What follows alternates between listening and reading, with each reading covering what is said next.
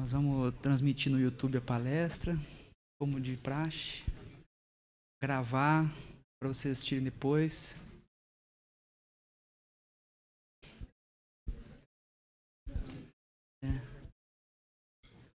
Já deve ter uns 10 mil na audiência lá no YouTube.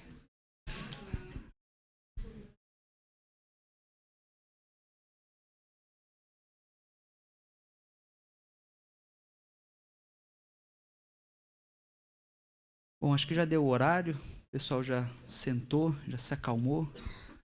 Quero agradecer então a presença de todos nessa tarde para a palestra do professor Kuhn Martins. Fazer uma breve introdução para quem ainda não conhece, não viu o professor. O professor Kuhn Martins, ele é pesquisador do Instituto... Não precisa fazer a tradução, né, Jane? Pode falar, então. Do Instituto de Ciências Naturais da Bélgica, né, de Bruxelas, e também da Universidade de Ghent. E é um longo parceiro aqui do NUPELIA, do PEA, nas atividades de pesquisa.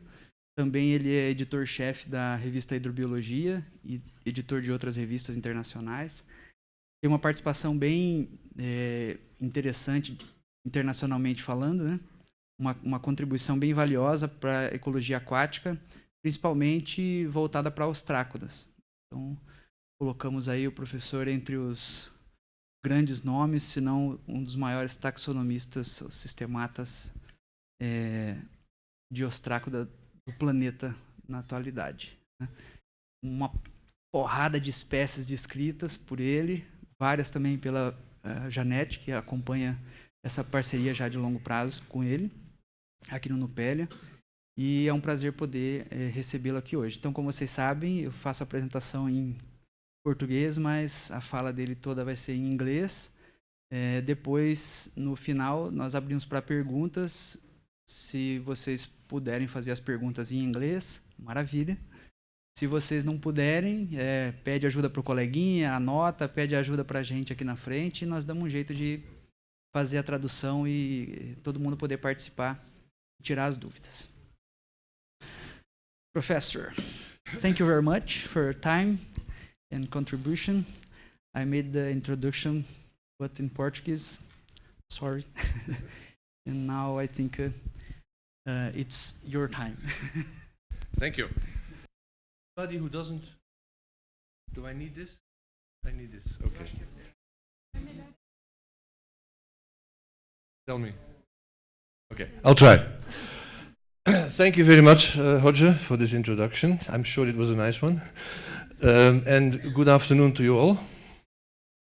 When Roger and I agreed that I was going to give a talk this afternoon, basically when Roger agreed that I was going to give a talk this afternoon, I suggested this title here, Effects of Urbanization on Biodiversity, the Example of Flanders.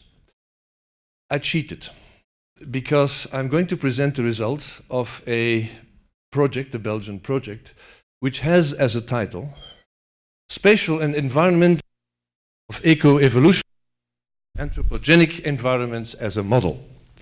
I thought if we put this title on the invitation, nobody will come. And I was right. Here you are, the most important people of NUPELIA, they're all here. So I was right. So as I said, this is a Belgian project, and it was paid by the Belgian Science Policy, which is the equivalent of CNPq. And this is the consortium of people that have worked on the spatial and environmental, etc., etc. We call it from now on the SPEEDY project. Okay, that's most simple. Now, in this consortium of 27 people, not everybody is, of course, as important as the others. And I always thought that people that are related to NUPELIA, like Janet, myself, are a bit more important than the others. Of course, there are even more important people than that. Is that a problem? Yes, I prefer, because this is not. I will point with this.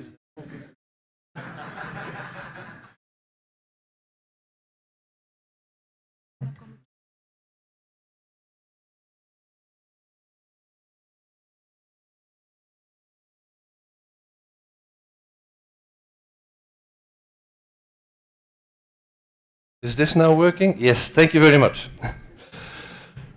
So, I have to admit that there are even more important people in this consortium. For example, Luc de Meester from the University of Leuven. He is the coordinator of SPIDI, and some of you must met him because he was here in 2015 at the Limnological Conference. He gave a keynote. Frederik Hendricks is the coordinator of SPIDI for my institute in Brussels. And Frederik also prepared some of the slides that I will show here with my acknowledgements. Okay. The SPIDI project, you've seen the title, has an actually more simple main objective. The objective is to obtain integrated insights, with the accent on integrated, insights into the responses of populations and communities to urbanizations. With responses, we refer to eco-evolutionary dynamics, and urbanization is, of course, one of the potential anthropogenic disturbances. The whole idea behind studying these responses to urbanization is that we might better understand the impact of urbanization on biodiversity in order to be able to predict the responses, the biological response. The consortium is different teams from Flanders and Brussels with complementary approaches. One of the strengths of the SPIDI approach is that we are dealing with a wide range of taxa, as I will explain, which will have a wide range of biological traits. In this sense, it is not unlike the approach from Sysbiota, the project of NUPELIA, where we have tackled the 4 major floodplains of Brazil. I will get back to the main questions of the SPIDI project, but you can already see here that size versus dispersal rate is one of the major venues of research. We want to look at the effects of urbanization. What is this urbanization and what does it stand for? If you think of urbanization, you think of cities, and I think that is a wise conclusion. We are going to talk mainly about the effects of cities on biodiversity. But what are cities? Look at this.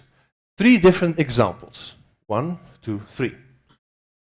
One thing we can deduce from these pictures, and what we instinctively know, of course, is that there is no such thing that looks like a city more than another city.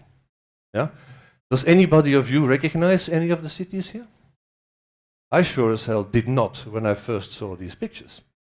Now, if you see where these 3 cities are, you will be surprised. They all look alike, but look, this one is Moscow, in the middle of the tundra, which is under a 2-meter snow carpet 6 months a year. This is Manaus, in the biggest tropical rainforest of the world. And look at Dubai showing off with their water when they're actually in the middle of a sandy desert. What I'm trying to tell you is that if you want to understand biodiversity in cities, you must also take into account the biodiversity around the city. You must look at what is non-urbanized in order to understand what is urbanized. Okay? So with regard to SPIDI, we then decided to have a setup which would allow for that kind of investigation. We had a hierarchical sampling design. With regard, this is already important, with regard to urbanization, we will take built-up cover, BUC, as a proxy. Okay? You'll hear me talk about BUC, built-up cover, all the time. And we have 3 classes of plots. This is important, we're talking about plots here. More than 15% of BUC, between 5 and 10%, and less than 3%. Where it comes from, I'll be back to that in a few minutes. For each of these types, we have 9 plots, 27 plots, randomly distributed over Flanders. Now, this is maybe the weakness of the whole thing. This is Western Europe. If you look very carefully, you see Belgium. It's there. Believe me, it's there. Yeah, it's small, but it's there. And then in a small part of Belgium, you have Flanders. Okay? And in a small part of Flanders, you have this area here. We work in the triangle Antwerp, Brussels, Ghent, for those of you who have been around there. And you see this distance is 20 kilometers. So the most western plot and the most eastern plot are not even 150 kilometers apart. For Brazil, this is no distance at all, but it's half of Belgium. Okay? So spatially, we are fairly close together. with all the different plots. So 27 different plots, red, yellow, green. This was determined by GIS, of course, now also determined by GIS, and this is maybe less well visible from, because most of you are sitting quite far, is that within each of these plots we have identified a 200 by 200 meter subplot with the same qualities, meaning we have a red subplot in the plot, a yellow and a green. In the yellow subplot, this plot, the same thing, yellow, red and green. And in the green plot, the same thing, subplot red, yellow and green. Is that clear? All determined by GIS and with these definitions at hand.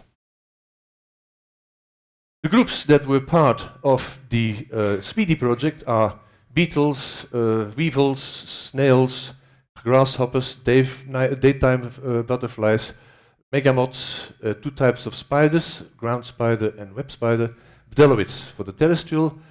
The most important group, of course, ostracods, bacteria, zooplankton as a group Cladocera, and then the algae, and then a number of parasites of different groups.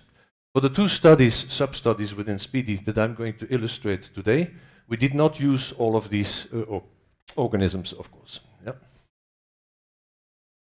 Let me give you a little bit more background with these bugs, the BUCs, the built-up cover.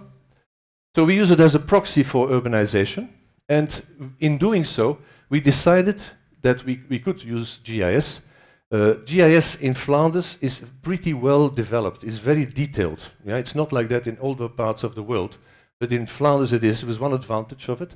And we could, for example, have the precise contours of all buildings, the exact surface of each building in those plots and subplots we could determine. We excluded the roads and the parking infrastructures as a potential vectorial layer. So we only used the buildings, the build-up, the build-up cover. Okay? You can imagine then, if you use that sort of definition, that even a 15% build-up cover is already a highly urbanized area, yeah, because you only look at the surface of the buildings. Now, in addition to this hierarchical structures of plots and subplots, we also had a third type of determining build-up cover, and that is the radia, different radia around the spot where the sample was taken, and you have a radius of 50 meters, 100 meters, 200, 400, 800, 1,600, and 3.2 kilometers around the places where we are sampled. And for each of these radia, the build-up cover was also calculated. Is this clear? It's a bit complex, but this is necessary to understand the rest of the talk. The first study that we were doing was the relationship of body size and terrestrial and aquatic urban communities, basically the body size shift. This study, with the same community as authors, was accepted and published by Nature in June last year. Just for the record, people say that size doesn't matter. I can tell you it helps.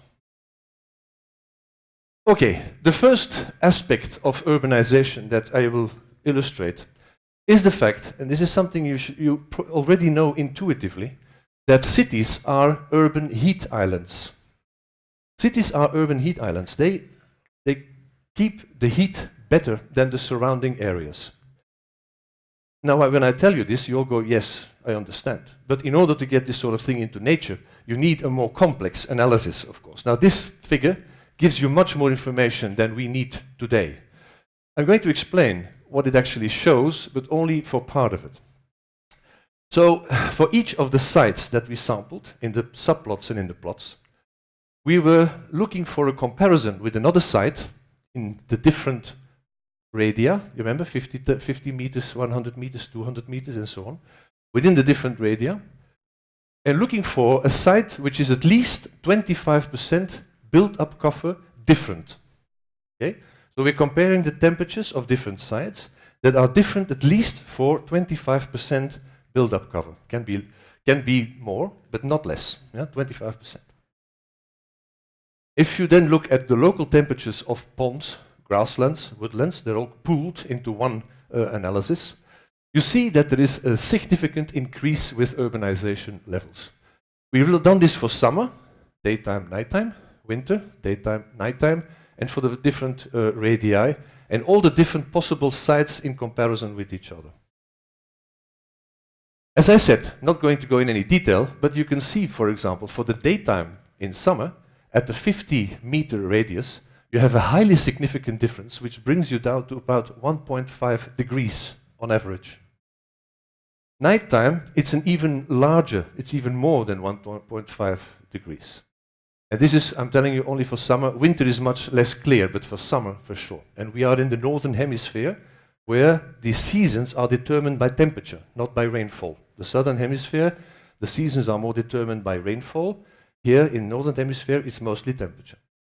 Okay, so basically what we see is that we have a heat island in the cities.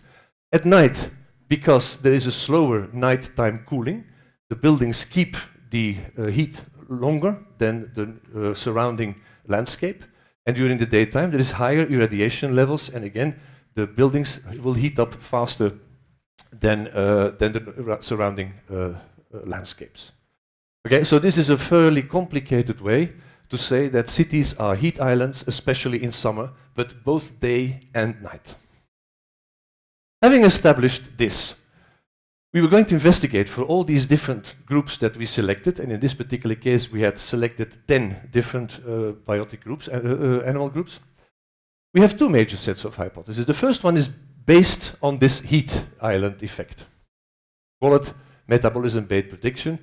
And it comes down from the first great lessons that you have got from physiology, that higher ambient temperatures around will have an effect on the metabolism of animals. Yeah, you have an increase, the higher ambient level, an increase in metabolic rates, and there is a cost attached to that for every given body size. Yeah, you remember the difference between mice and elephants. Yeah? This is the sort of thing that you get in your courses. And basically warming drives communities to a shift towards smaller species. If you have a higher temperature, then you expect your communities to consist of smaller species. The second part of the investigation here, this paper, has nothing to do with heat, but all with fragmentation.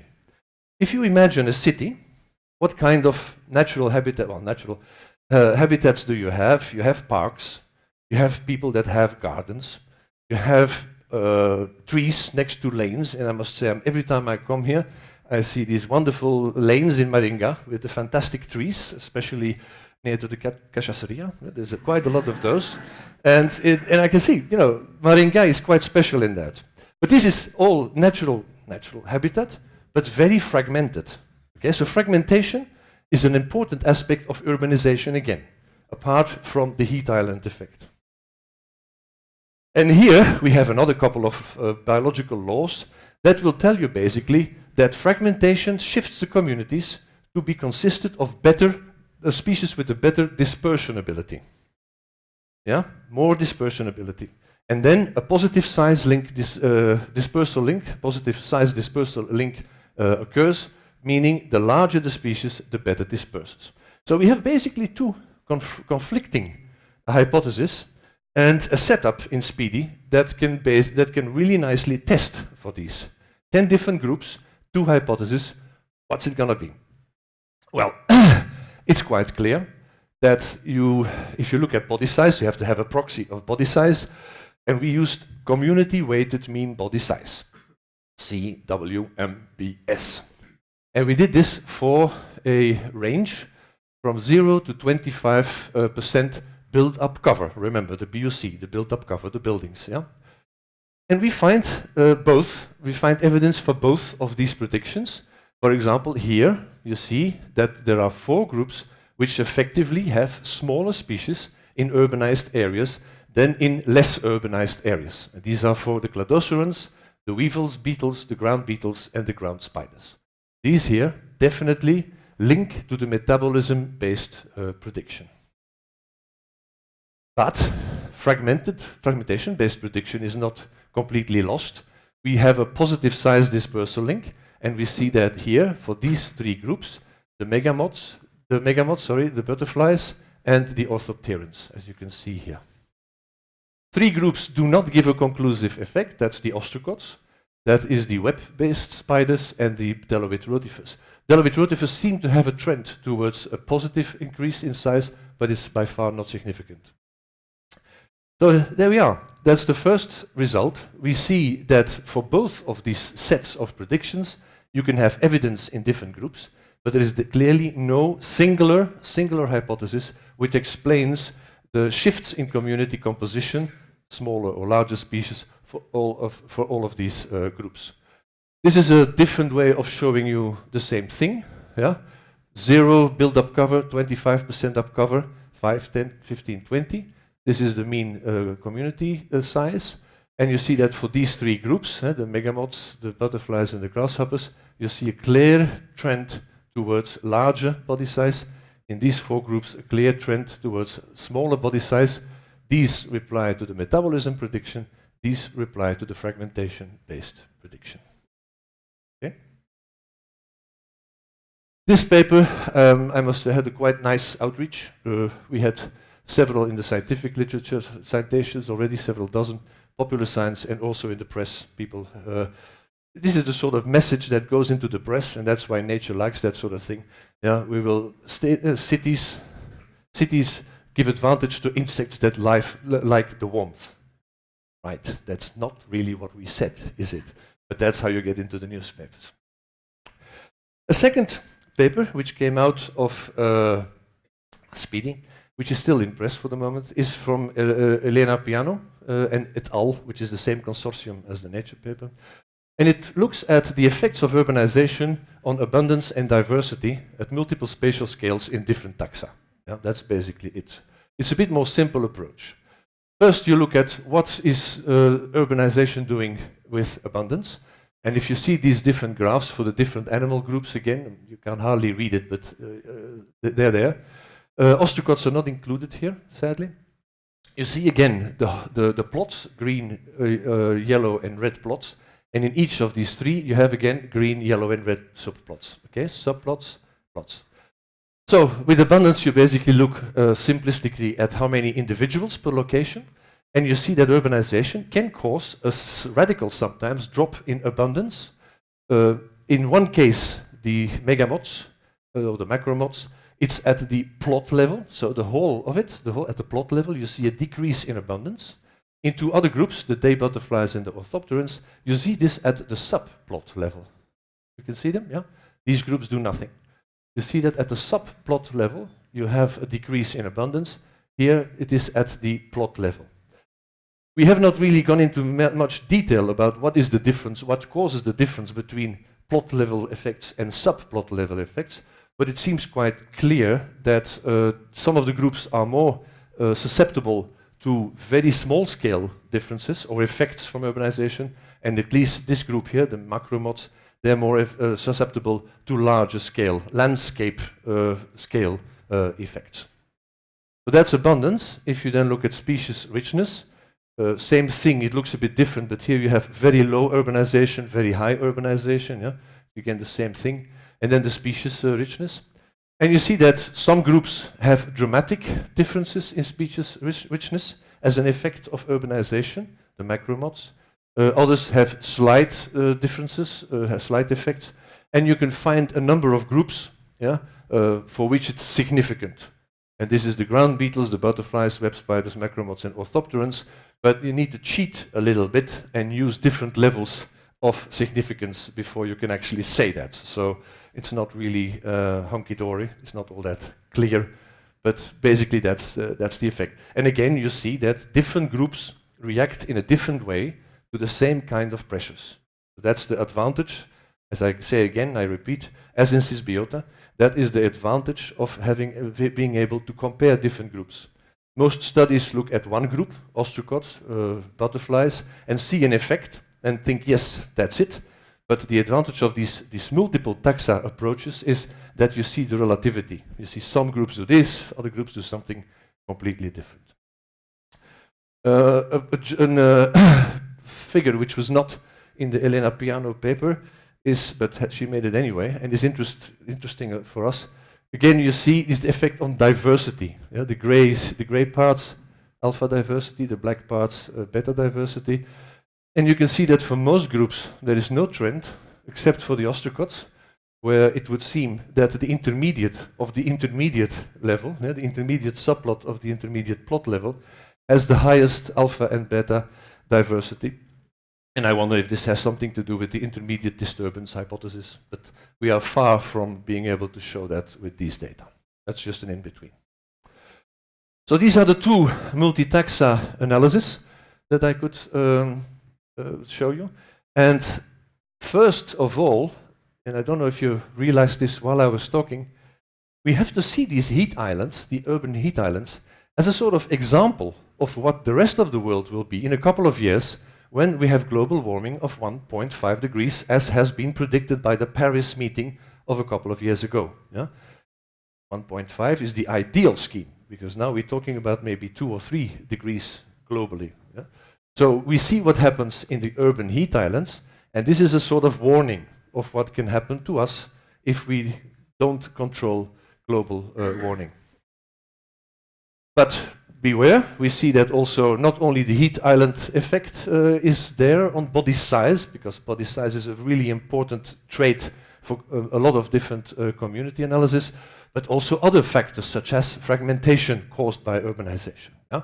So urbanization is a term which covers many different aspects, and the heat island effect and fragmentation are important, but maybe not the only ones. Could be that the reason why we see that there are no effects of either on some of the groups. We have not found yet what the reasons are that some groups may have different traits in urban or less urban areas. And that's it. The different biotic groups react in different ways. Now, and this is the third time that I mentioned Sysbiota. Like Sysbiota, we also have the different groups on themselves that have their own analysis. Yeah, so with Sysbiota we do many different groups analysis together, but each of those groups has their own. So in SPEEDY also we had an ostracod research that was part of the project, and we used we used these data of the ostracods to also look at aspects of what is urbanization doing to ostracods. And this picture especially to show that overaged, overweight scientists also like to be in the mud every now and then. We looked at the ostracods, all the ostracods all the species that we could find, but we mostly did a selection of 2 target species. The asexual Cypridopsis fidua, which also occurs in Paraná, and the sexual species Cypria ophthalmica, here shown in totally unnatural colors. It doesn't look like that at all. We sampled the 81 ponds, you remember, 27 plots, 3 subplots for each plot, so 81 ponds. Different abiotic variables. We found 17 ostracod species, which is not a lot, but I explained to you that the area of sampling was actually limited, sort of like half the floodplain or so. But even then, you find 1 species only in the rural areas, 2 species only in the urban areas, and 5 species only in the semi-urban areas. So there was some sort of clustering related to urbanization. And then the 2 target species which we used for more advanced research. And this more advanced research is that we looked at 2 kinds of diversity: genetic, using the mitochondrial CO1 sequences, the normal barcoding genes, so to speak. And then the morphological diversity, which is the valve outline, which is a quantitative measure of the morphology of the ostracod, namely the valve outline.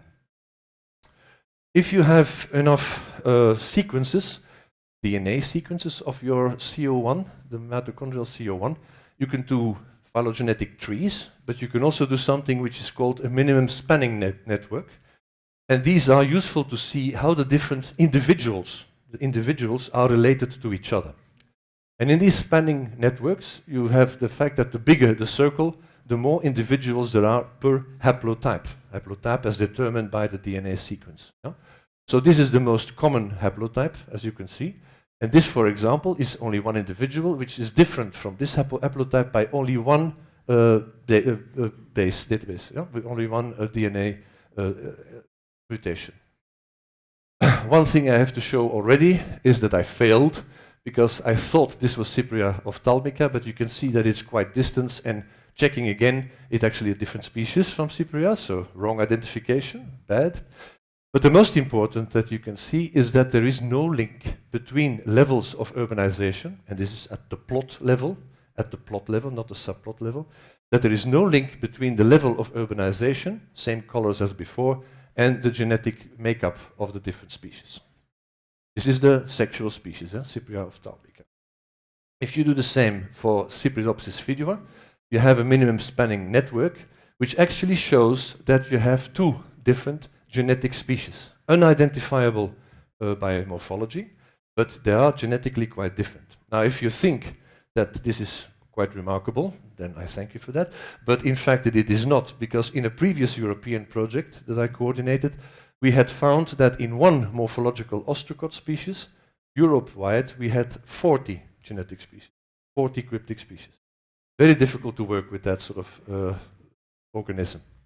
But again, so a very common haplotype, but no relationship at all between the between the genetic makeup and the levels of urbanization. Looking at valve morphology, the valve outline you can use to make a neighbor joining tree, and then compare it to the molecular tree of the CO1 sequence, the molecular CO1. And visually, you can see there is no connection, because this is one individual, for example, for which we have the data on the valve outline, but also the CO1. So this comparison is based on individuals for which we had the two data, the morphological and the molecular. Individuals, okay? And you can see that there is no connection between the what the animals look like and what kind of genetic makeup they have. And then we go to the real question, in fact, are these target species useful to determine at what kind of urbanizational level you are? Again, we have the plots, green, yellow, and red, and then within each of the plot, the same colors for the subplots. And we see that for the Cypridopsis fidua asexual species, there is absolutely no significant effect. You might think that in this plot, there is a kind of a subplot trend, which is visible but not significant. But if you look at Cypria ophthalmica, we have a significant effect at the 5% level, so maybe some of you will not agree with this, at the subplot level, like we saw in the Elena Piano paper for some of the major taxa. You do not have a plot level effect, but in each of the plots, the type of plots, you have an effect of the subplots, which in this case is significant. So if we would want to use ostracots as a indicator of effects of urbanization, this would be a candidate. Thank you.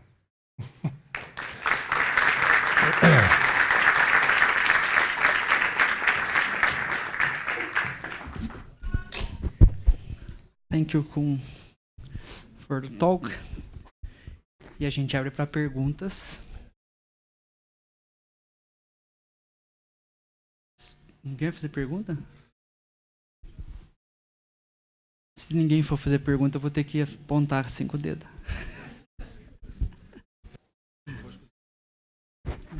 Não? Se ninguém for fazer, tem aqui na frente. Duas.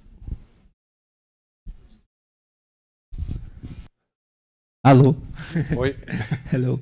It's something about Baringen. It's there are a lot of trees here, but one thing that people don't understand is trees is only when you see from airplane, but in the soil you have a lot impermeabilization. You make something analysis about this kind of impermeabilization? No, in these particular studies of Speedy we did not. As I said, there is one group which was studying the bacteria, but I'm not sure if that would have been in the soil itself. But the point is taken, of course. I'm talking about mega eukaryotes, but if you look at the terrestrial within the soil, you find a much bigger diversity that we have not dealt with here. Mm-hmm. Hi, Kuhn. Oi. Thank you very much for your wonderful talk. I have three questions. First one, have you measured the temperature in water also? or this temperature measure you measure is only air temperature? Yeah. So the temperatures that you see here, they were from air temperatures Air from the temperature. localized weather stations that were available in the GIS layers. But we measured for each of the sampling points that we measured for that we used for ostracods, of course, we took water temperature. And for a subset of these 81 pools, the Luc de Meesters team has had constant temperature registration. Yeah, so over like every so many hours there was a measurement over a period of a year, 2 years. I don't have these data here, but from what I remember of the meetings that we had with the whole consortium, they showed even bigger temperature differences than what we see here. Really? Yeah. Great. The second question is, would you expect, at least I would expect, less difference, less change in aquatic, let me do again. Did you have different hypotheses for aquatic or terrestrial communities? No, we tried to do a singular set of hypotheses for every group that we looked at. Yeah? It is true also, I mean, you can criticize this design, that's for sure, because you have so many more beetle species than you have ostracod species. You have so many more ostracod species than cladostridans. You know, it's true that you cannot compare all these groups per se, but if you look at an analysis for each of the groups and then compare the results amongst each other, as this is the pattern that you get then, of course, yeah. But each of the groups, as I said, like the last part of this talk, for ostracods, each group is going to analyze their own thing, yeah, and will publish. And then we hope that within 5 or 10 years, there might be again a meta-analysis of all these different results together. For the 5th time in Sysbiota, we should do the same. The last one, I swear. Because cladostridans and ostracods is very close, at least among the studied groups, right? I would expect similar results for them. Why they are so different? Because cladostrid present the most important change in size, and ostracods did not answer to the urbanization. Yeah. Do you have some idea? So are aquatic organisms, and they are microcrustaceans, so I would expect similar response. Well, first of all, I'm already glad that none of your 3 questions was about the cachasserie.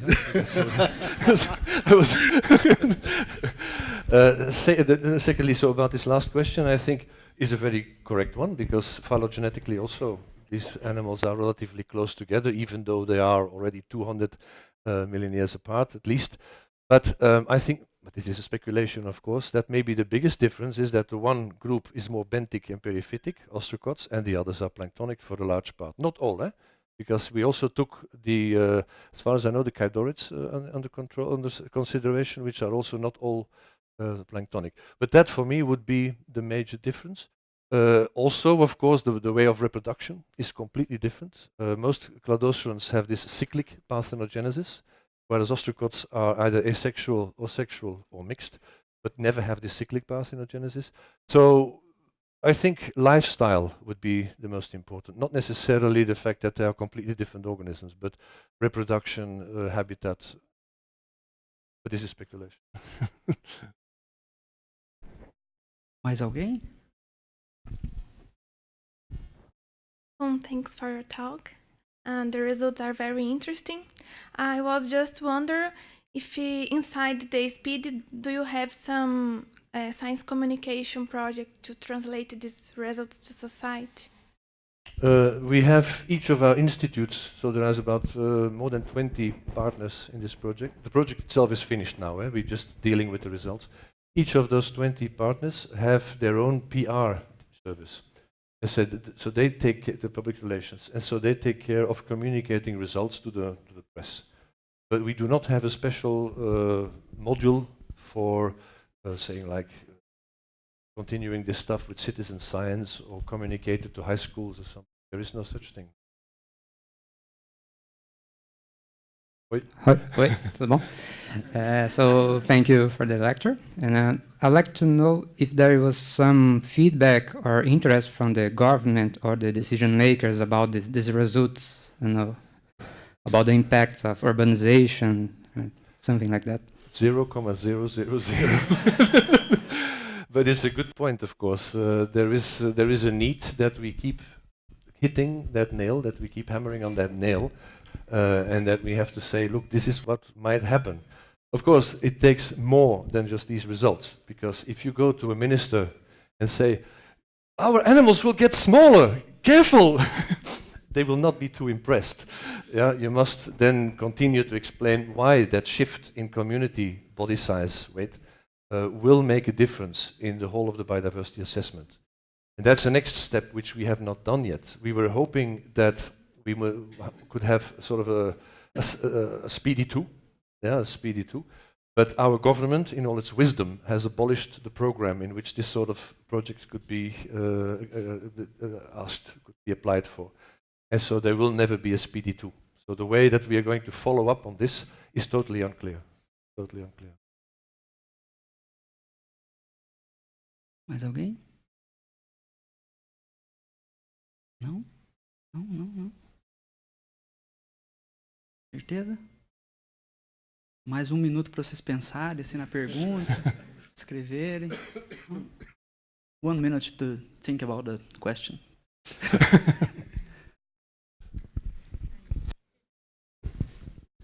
Hi, Kun. Thank you for your talk. Actually, I have Susie's questions. I don't speak. For example, in Maringá, we have a special case that, for example, in downtown, the temperature is a little bit colder than neighborhood because we have 2 big parks and a lot of trees in downtown. So do you think that maybe these patterns that you showed, it's a little bit different here in Maringá than you found in... Well, it's of course true that with regard to this sort of thing, there will be differences between cities, but also within cities. If you have a very large city like Sao Paulo or Mexico City, it can never be all over the place the same. But if you look on average, yeah, a city will have that effect on average. But as I said, for me, Maringá has a much higher richness in biodiversity, also in surface, than many other cities that I know. So in this particular case, Maringá will come out fairly positive, I think. So, but you have to not look at street per street. Yeah, I was giving the Cachaçaria as an example of a very nice street, but there are also new streets that have no more trees in Maringá. So you have to look at it on average, of course. Look at it on average.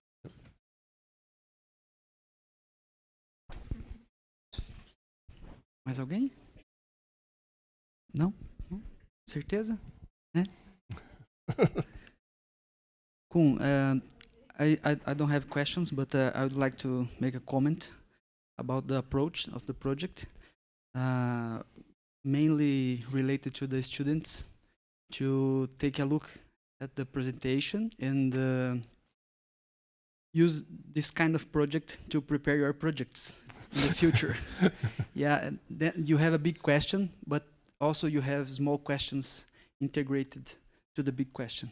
So you can prepare one project and have many questions to be answered step by step. And then you have many papers getting from the same project.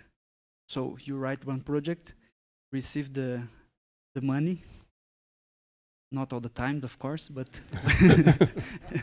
and then we can have many publications from the same project. So that's the idea of a great project, when we have a group together working and preparing a big project with many ideas inside the same project.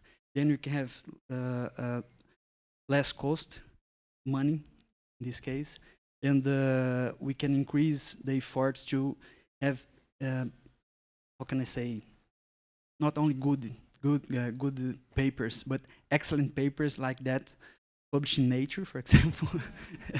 That what we are expecting from the students and also from the research group that we have here in Maringá. I think we have possibilities to do similar projects here because we have many heads here thinking about projects, and we can work together to do that. So that's my perspective to the talk about the urbanization. So thank you for your time, Koen, for the talk, excellent talk. Unfortunately, we have not so many questions, but I expect more questions in the meantime, and the cachaçaria maybe. So thank you very much for you came to the talk, because I can see that most of you are students from the undergraduate and also the graduate program. So it's a pleasure receive you here, not only technicians, biologists, professors, and so it's important to me to see that the students are thinking about the lectures, even in English, and coming to the presentations. So I'm glad to see you here. And thank you again, Koen. Thanks, Roger. Thank you all.